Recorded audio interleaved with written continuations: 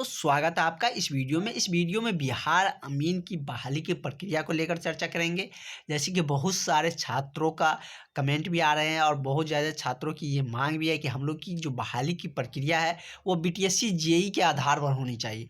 कहने का ये मतलब है कि आप सबको पता है कि बीटीएससी जेई मार्क आधार पर बहाली करने जा रही है।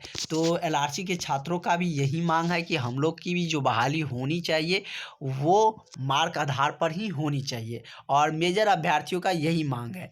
तो मार्क आधार पर ज़्यादातर अभ्यर्थी चाह रहे हैं कि हम लोगों की जो बहाली की प्रक्रिया हो वो मार्क आधार पर होनी चाहिए, क्योंकि आप सबको पता है कि बीटीएससी जेई भी मार्क आधार पर ले रहा है।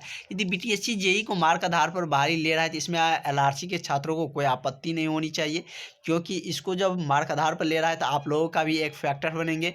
जैसे कि एलआरसी के छात्रों के द्वारा भी केस फाइल किया गया है, तो उसमें आप लोगों का यह एक बेस बनेगा, क्योंकि बीटीएससी जेई जो परमानेंट वैकेंसी है, आप सबको बताएं कि बीटीएससी जेई परमानेंट वैकेंसी है जिसको मार्क आधार पर करने जा रही है बीटीएससी जो बहाली करेंगे वो मार्क आधार पर करने जा रही है।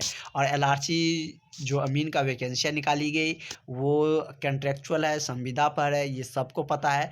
तो इनको भी जैसे कि स्टार्टिंग में जब विज्ञापन निकाला गया था पुराना नियमावली, तो उसमें मार्क आधार पर ही था। उसके बाद बीसीसी को जो सौंपा गया उसमें भी बोला गया कि हम 1 मंथ के अंदर आवेदन की प्रक्रिया कर लेंगे, लेकिन अभी तक बीसीसी ने न तो एडवर्टाइजमेंट या विज्ञापन जारी ही नहीं किया है, आवेदन तो अभी दूर की बात है।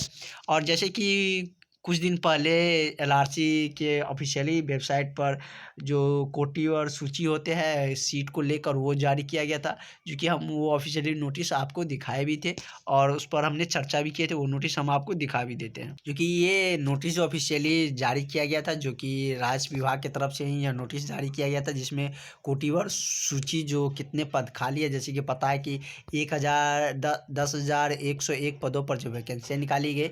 उसके बाद और कुछ जो सीट बचते हैं उसको लेकर जो चयन आयोग है वो बीसीसी को सौंपेंगे। उसके बाद जो विज्ञापन की प्रक्रिया होंगी वो जारी किया जाएगा। और एलआरसी के छात्रों के द्वारा जो केस फाइल किया गया है उसके लेकर अभी तक फर्स्ट हेयरिंग डेट जो है वो अभी तक फ़िलहाल नहीं आया है।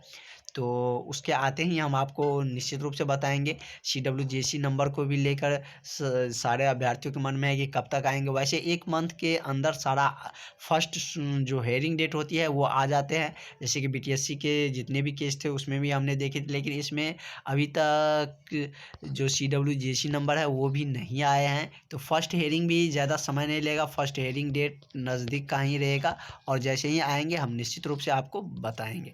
तो क्या कुछ होंगे वो सारे कुछ अपडेट हम आपको बताते रहेंगे। तो आप चैनल के साथ बने रहे। यदि आपने अभी तक चैनल को सब्सक्राइब नहीं किया है तो प्लीज़ चैनल को सब्सक्राइब कर लीजिएगा। इससे आपको बिहार अमीन के रिगार्डिंग सारे अपडेट मिलते रहेंगे। तो चलिए हम लोग मिलेंगे नेक्स्ट वीडियो में। अभी तक के लिए इतना ही। Thank you.